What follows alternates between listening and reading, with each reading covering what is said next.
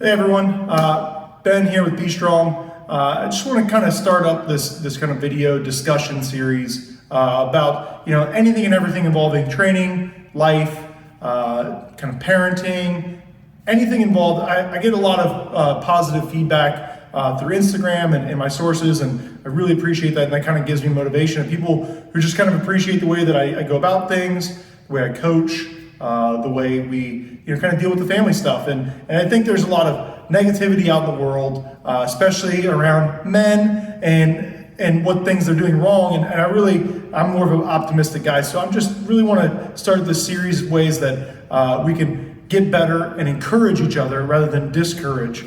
And some things that help with me, and hopefully I can really learn a lot here. It gives me a way to express it. I prefer videos and talking over writing. So this is going to be kind of my public journal in discussing some of these important issues to me. And I think the first thing I want to discuss is an easy one, is family. Is what's the most important thing to me is my family, and even that my extended family and even my gym community. I still kind of call my family. So I was, just a little tidbit about me, I was adopted as an only child, kind of an awkward kid growing up. I think that kind of comes with just being an only child. And so as I got older, I really latched on to my friends as also part of my family, and then essentially my personal training clients. So when I talk about family, I kind of include them with it. As anybody who's in this realm, and our gym really kind of becomes part of my family.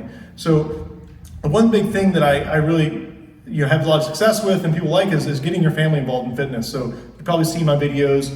I always have my kids run around doing stuff, and that's always been important for me to incorporate them rather than shun them away from it. Mostly because that's how I got into fitness. Was my dad, who's handicapped, he always had a set of dumbbells in the basement and the Arnold book, and that's honestly all I needed to get into it. I was just instantly obsessed with fitness and the way how jacked these dudes were, and I wanted to, just like any boy, I wanted to look like Arnold, and I wanted to have some giant legs like Tom Platz, and so that got me into weightlifting, and that's all it really took. And then when I was ready to lift, he brought me along with him, but didn't push it on me. And it took a couple years for me to find my stride, but eventually it turned into a really successful habit. Obviously, I own a gym now, and I've had a lot of success, and it really started from him encouraging me, not forcing it, but then also not saying, God, you're getting in my way, and you're taking up my time. So I try to take that with my kids for the most part. There are days that kind of escapes me, but I really encourage people to do that with their kids and kind of get them involved slightly. It has to be fun. Don't force them to do it. Don't force heavy lifting, and enjoy it with them. So that way they can set up these habits going forward the rest of their life. The goal with them, I don't know if my kids are ever going to get into this to the level that I'm at, but I want them to appreciate what a healthy body feels like and feel empowered by their body, not prisoner of what the mirror is telling them or what society tells them, but feeling strong in the things that they're able to do and things that they want to do. So whether that's hiking or biking or dancing or sports or weightlifting, you have to set that up in the home. So that way the world outside of them doesn't ruin this and distort this view for them. And this also kind of graduates to nutrition as well. If you want to train and think these are important, then hopefully you're eating clean too. And you should also be going to your family with that. I never really liked when I saw people who were super into fitness and clean eating, and then they were just showing up and getting their kids Happy Meals and such. So I really encourage trying to get the family involved. It's hard for kids. I hear it all the time. I hear gymnastics today. My kid just won't eat these things. They don't like the texture, and it's really easy to just give them the simple foods. And the simple foods, like that's what society wants, and corporations want you to buy these foods so they make them easy, accessible, loaded with fat, sugar, and salt, because they're trying to sell a product. They're not looking out for your health or your family's health. So you have to take control of that and get your kids to eat these foods. If you're eating chicken, your kids also need to eat chicken, not just chicken nuggets. It's important for them to learn to chew things and how to eat food that's simple and not obsess over every kind of processed version of it. And so I know that's hard. That's a really easy thing for me to say as a fitness person, but I even have my children. So my middle daughter really struggles with eating these things. But the thing that we always try to encourage is try it. You have to take at least 3 bites. And sometimes kids, it takes them about 15 times before they're like, all right, I kind of like this. But having that, just try 3 bites. Okay, that's fine. And then we'll have some stuff that you like to eat, but you need to at least try it. And that sets up a great starting point. From there, it's really easy to get kids to jump into eating foods when they're a part of the process of kind of making it, cooking it, or even growing it. So if you're struggling to get your kids to try things, pull them into the kitchen with you. Say, hey, help me cut out these peppers.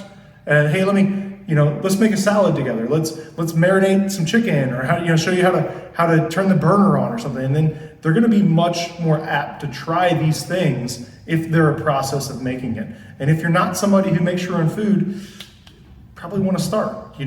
Fast food restaurants and restaurants in general, again, they're trying to sell a product. So they don't really care. They're not going to put your health first unless it sells them more products. Then they can say it puts their health first. So if you want your family to be truly healthy, you want to get them involved in some kind of exercise and fitness, empowering fitness, get them involved in your eating. And then that's a great way to get the family doing stuff together. And they'll appreciate that. So I did that a lot. My oldest daughter is now one that just really enjoys trying these new foods and new salads. And it took a while. I mean, she's 11. And I'd say the first, 5-6 years, it was really a big challenge, but it takes time. It's totally worth it. I would hate to send them into adulthood with terrible eating habits while I'm the one that's eating out of Tupperwares over in the corner. That would, there's a lot of, I think I would feel really guilty about that. And not if that's where you're at, I don't want to shame you. It's more of encourage you to keep taking these steps to push forward. So I was a terrible eater growing up. I ate everything processed. My parents wouldn't got me whatever I want. So I've been able to change. So that means that your kids are also able to change. And so are you, or you're able to change. And once you experience the benefits of this, it's easier to keep that snowball rolling. And then once you have your small family, it's like, that's really how we make change in the world is as you change yourself. You have to work on yourself. And then outside of that, you work on your tight family. If you can do good work there and make it work, then maybe you can help your extended family. So I've never passed judgment on my extended family because I'm like, let's get my family first. And then now that they can see us doing videos together, my kids eat healthy and they kind of know us for being the ones that feed the kids healthy. Now I have some of my extended family starting to join me in fitness that I've never pushed on them, but it's once they see that accepting, encouraging role, they're more likely to jump in it. So it's really cool. I got some extended family coming in here. They're getting really good results. That gives me a lot of fulfillment to help and give back to my family. And then from there, then you can start to help your community and go on. But you can't expect to be this world changer on social media or Instagram with nutrition and fitness if you can't even make a change in let alone yourself or your small family or extended family. So start there. Start with yourself. Get it down. Keep getting better. Keep improving with a smile on your face. Bear this burden properly and happily. And then hopefully you can spread it to your children, your wife, your spouse, and then maybe extended family. And again, from a role of encouragement, not from a role of judgment.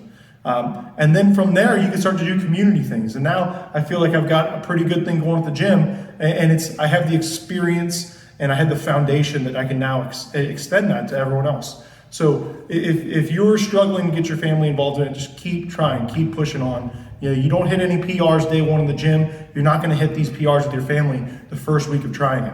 So be persistent, but encouraging and patient, and it's going to come along. So hopefully these tips were helpful, or even just a nice reminder if you already knew these things. I plan to do these videos once a week. Whatever ideas come to me or whatever's filtered in through any comments or discussions.